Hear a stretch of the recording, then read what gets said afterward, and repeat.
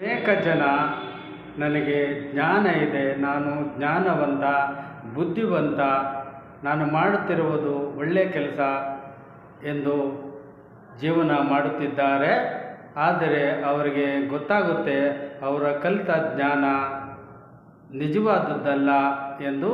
ಯಾವಾಗ ಅವರು ಕಾಯಿಲೆಗಳಲ್ಲಿ ಬಿದ್ದಾಗ, ಸಂಬಂಧಗಳನ್ನು ಕಳೆದುಕೊಂಡಾಗ, ಆರ್ಥಿಕ ನಷ್ಟ ಹೊಂದಿದಾಗ, ಅನಾಥಾಶ್ರಮ ಸೇರುವ ಪರಿಸ್ಥಿತಿ ಬಂದಾಗ, ಆತ್ಮಹತ್ಯೆ,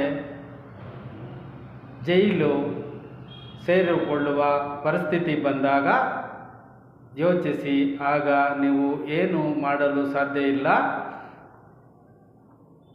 ಚಿಕ್ಕ ವಯಸ್ಸಿನಲ್ಲೇ ಉತ್ತಮ ಆತ್ಮಜ್ಞಾನವನ್ನು ಪಡೆದುಕೊಳ್ಳಿ, ಸುಜ್ಞಾನವನ್ನು ಪಡೆದುಕೊಳ್ಳಿ, ಸ್ವಯಂ ಜ್ಞಾನ, ಸ್ವಯಂ ಬುದ್ಧಿವಂತಿಕೆಯನ್ನು ಬೆಳೆಸಿಕೊಳ್ಳಿ.